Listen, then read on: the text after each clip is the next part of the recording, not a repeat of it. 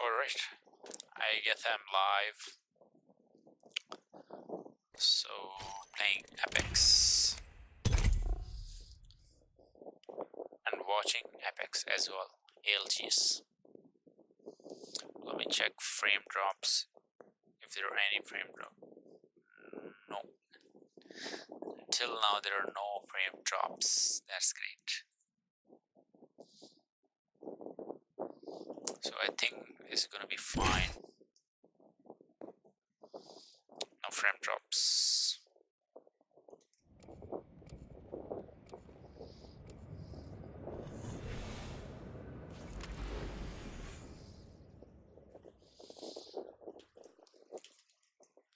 Okay, ALGS.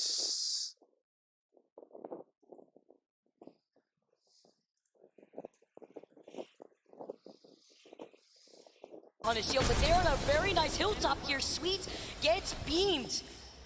We're able to get the trade, at least in terms of the shield break on the other side, but Sweet has a gravity lift to make his way up to his team. Yeah, well, it was a bit of a 50-50 play from them, right? It was like, maybe we can, you know, pop up into...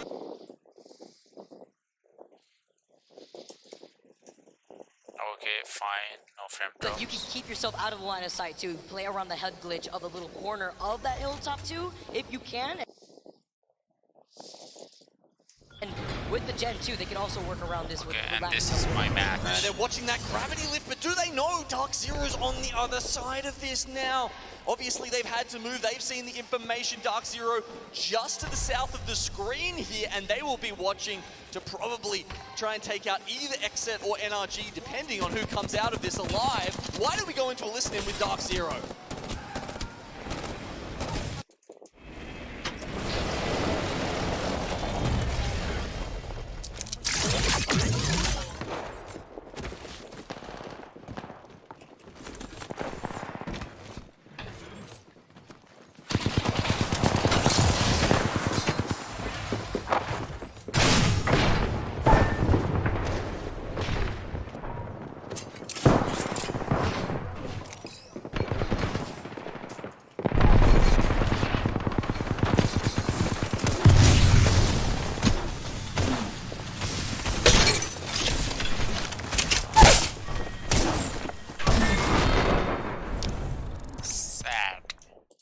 Nice, good job.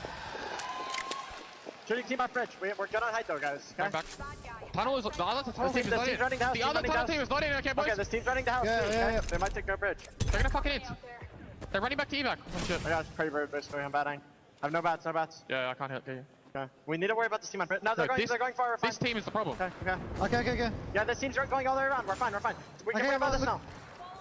Can we get on the rock? 47. Yeah, queuing you. You can get safe up here. 3 kills maybe. Crack on hard. Good job. I'm jumping off. We can peek from far side. Okay. We're good now. We can show on height. We're good. Slide bang on them. I think they're playing low ground tunnel. 3 kills. Coming. 20. One move. Inting. Look at move.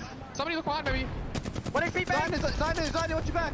Okay. What, bangs one. I'm sitting on a good spot for it. Press Q. Going. They're on dodge. I think, no way. No one dodge. I dodged it. I dodged too. I have no shields, guys. I'm looking right again.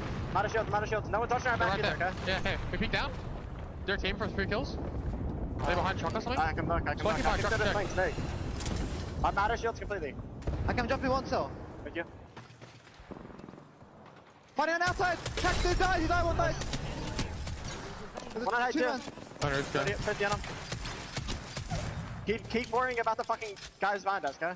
We just jump on the roof snake. Alright, yeah. We can farm fucking kills. No, we definitely can. Just one still fighting up here too. I'm 2-1. Okay, Dark Zero, they make their way onto the high ground here. A really good bang ult, actually. Zero wasn't sure what it was doing, but I can tell you that it forced NRG away on the low ground, and it meant that they did get free fire shots on the teams below, while NRG had to vacate the ground. And while they do have height advantage for right now, eventually they're gonna have to funnel their way into that next circle in the next 15 seconds. NRG have found that space, and with that Watson cup, they are able to put down those fences, set Sentinels also in that fight with RKN. Backing away, it's against IBG inside the middle part of Harvester.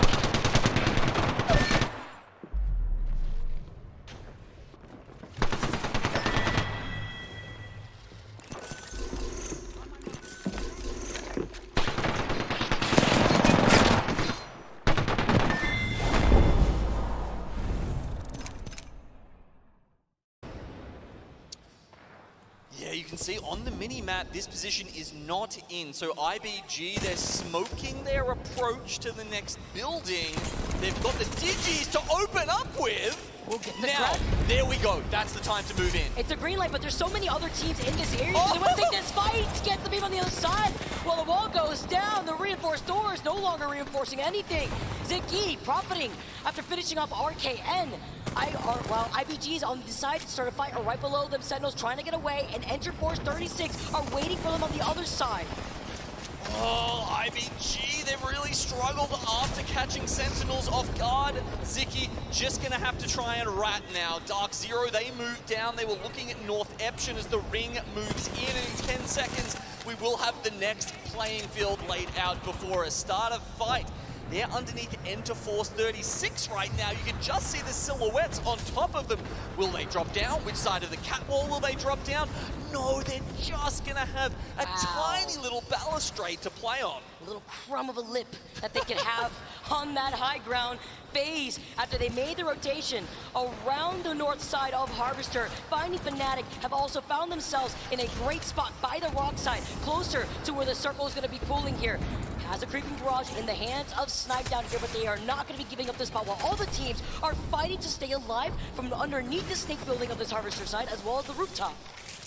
Yeah, you've said it, Vicky. FaZe are playing this so well that it's crazy to think that far back, that fight against Fnatic that FaZe won has opened up such a massive win condition for our North American team. 5th place in Split 2 playoffs. Here they find themselves, though, in elimination bracket round 2. Can they repeat that? Well, they're going to have to make it through this bracket first. 6 squads left and start a fight. Go down in 7th. Here comes the engagement from FaZe. Remember what was happening from the inside of this side? I believe it was MDY White as Sentinels gets taken out. FaZe still fighting for their lives. Northeption on the high ground here. All this snake building in a really good spot while Energy are playing off the low ground. I mean, Snipedown just doing like the headbutt damage there, it looked like. I mean, that's one way to get past the knockdown shield. NRG, one of the teams pulling out the Watson. We haven't seen it as much in North America, but NRG making it work for themselves. We've already seen how important that can be in these final circles already here in this series. 5 squads left here. Enter Force 36 are getting beamed from the high ground. They get taken out. MDY White profiting with the team cup that they have. The Gibby putting down the dome. They've already put the reinforced on those doors. And playing off just an EVA 8 with 8 bullets in the reserve. We see another knock on the side. It's NRG looking to go for the 2-beat here. So MD White on the inside, FaZe. The space slowly constricting now. It will be decided in the next minute. They leapfrog forward with a couple of these fences. That's Northeption on the other side too. By that high ground, where Snipedown gets another one knocked here. It's FaZe actually here on the height. With Snipedown having the L-Star though, so the extra added pressure. So the black hole was called in from the other side. NRG now finally moved in. The Volt, the 30-30 in the hands of Sweet. While Nathan's got the car. He's got light ammo if he needs to swap for whatever reason, but you're taking damage from that ring. No dome could save you now as Northeption also get eliminated on the low ground. Okay, so we've got Snipe down there just trying to hide in the smoke, but he's getting surrounded by the NRG members. The 2-beat? MD White in the middle, they come in at the last moment. You can't win this in a hill. NRG! It's NRG again! Coming in with the 2-beats. Consistency is key. Able to hold it for so long.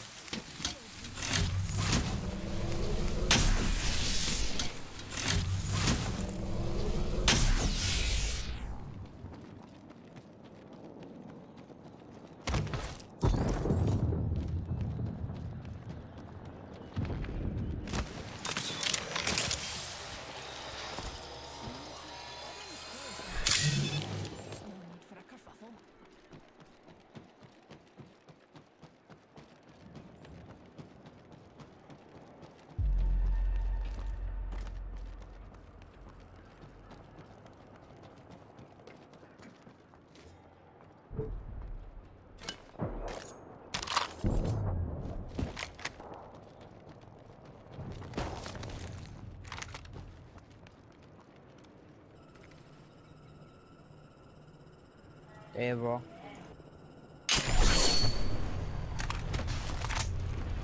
Thank you. Baby, love you. Oh, you are yeah. I'll fuck you, bitch you. I love you. I love you too. I love you too.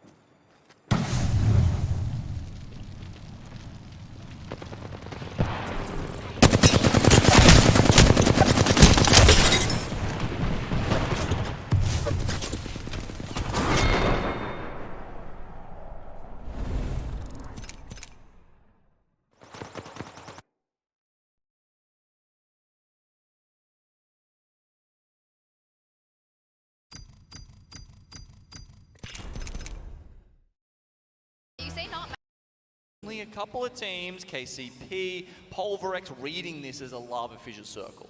There's already 5 squads that have already made their way into Lava Fissure area and closer to Countdown. Onyx Esports already taking out a player, getting some KP on the board, sitting in 14th overall with only 13 total points over by Tree. Yeah, look, I would say they've had some phenomenal performances. I mean, a 7th in Split 1, you know, Shady, he absolutely killed at that tournament. It was Raki who really showed up in Split 2 playoffs, but the team effort just wasn't quite there. Now that they've added Crusader into the mix after, of course, losing Fussy to the #1 team in the region, Moist Esports, now Onyx are looking to make another run into Championship Sunday. And that could have been against Enter Force 36 too. Unfortunately, Onyx going down.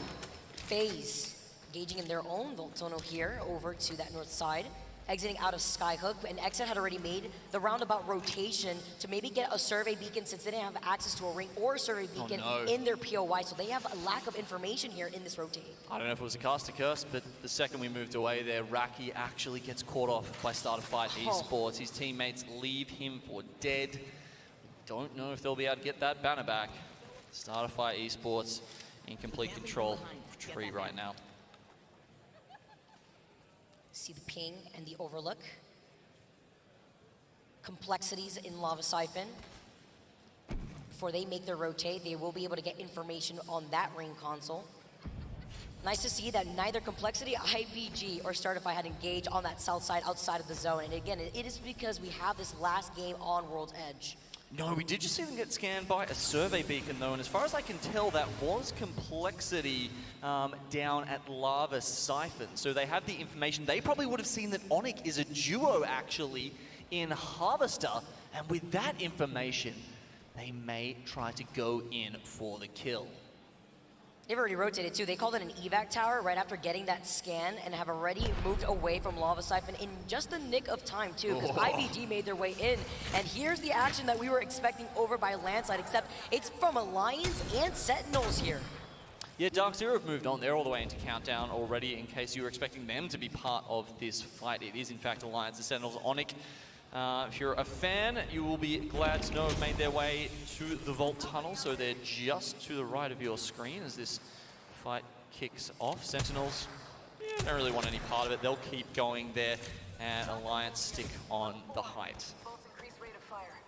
Well, Sentinels are rotating towards that choke point away from Landslide, playing much more by the edge. It's a very similar play that Exit opted to go for, wrapping around Skyhook, seeing more of these teams from the south side of the map eventually make their way over the choke point by Landslide and staging. I'm thinking about FC Destroy, Complexity that have now moved alongside into Harvester, Startify, IBG, and Enter Force 36. So if we're thinking, you know,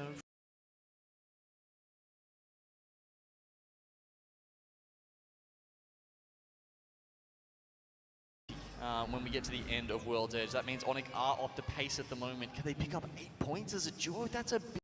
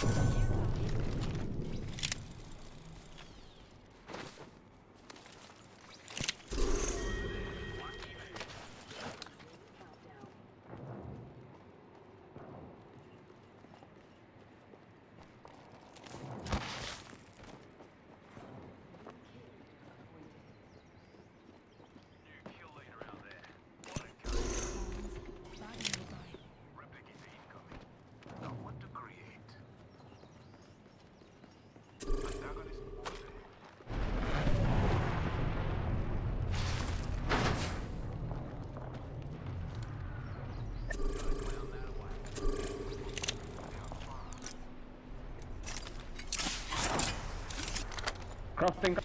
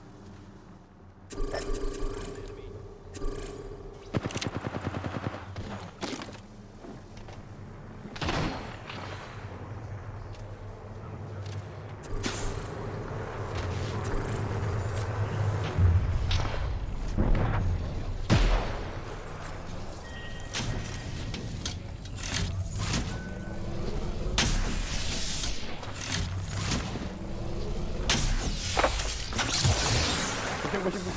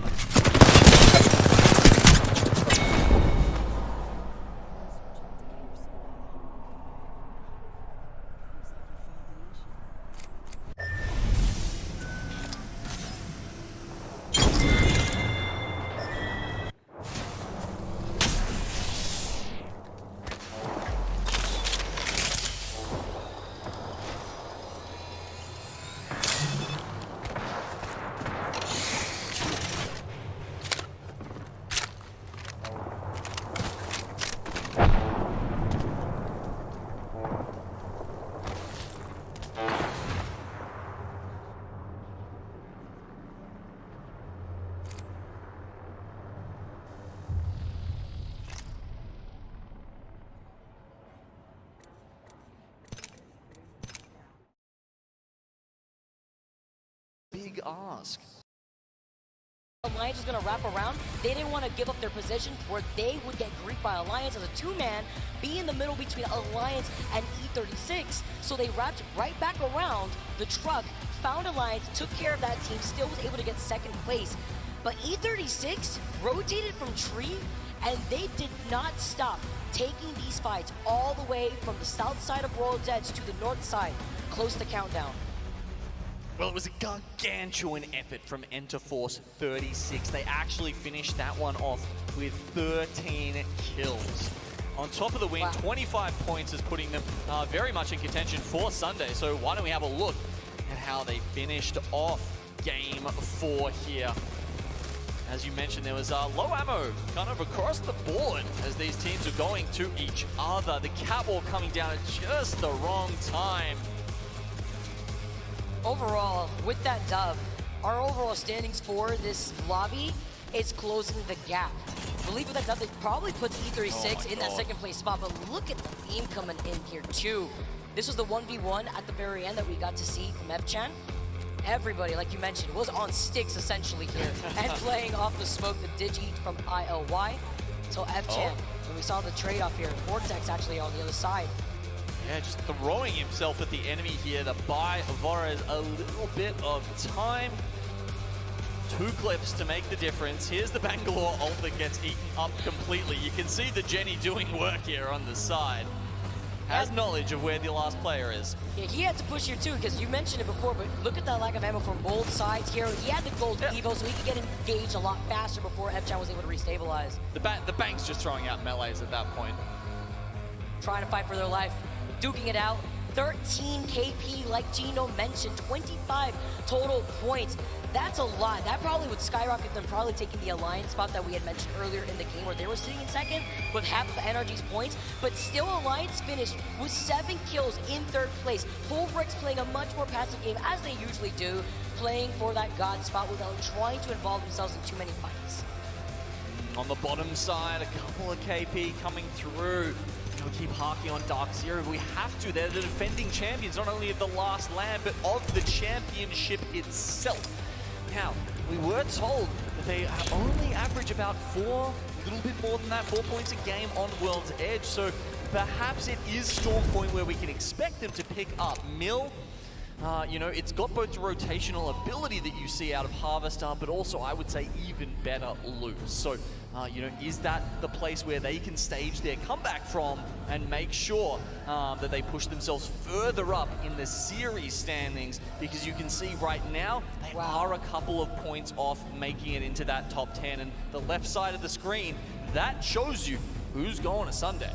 Really also highlights the slight gap after E6. After starting off incredibly strong, taking game number 1 with 9 KP, trying to be consistent, but then the cusp, Sentinels sitting in 10th. Look at the difference between Sentinels having 19 points and then NRG with a back-to-back dub with a good amount of KP to their name with 68 points. Really highlights the disparity of that first side, that first page of the series results. And then looking on the other side, Dark Zero still outside the cusp. Like you mentioned before we jumped into that previous game, KCP, Fnatic, exit all the way in the bottom. Crazy, just absolutely nuts to see the team who dominated the hardest region in Apex Legends in Split 2. Fall from grace like this, it's frankly a little bit heartbreaking for any of their fans, and I know there's a lot out there. And they are very emotionally driven too, very smart players. They definitely have to figure out what they have to iron out going into Storm Point. All right, World's Edge in the books. We're done after game number 4. On the other side of this break, we got Storm Point starting with game 5. Don't go anywhere.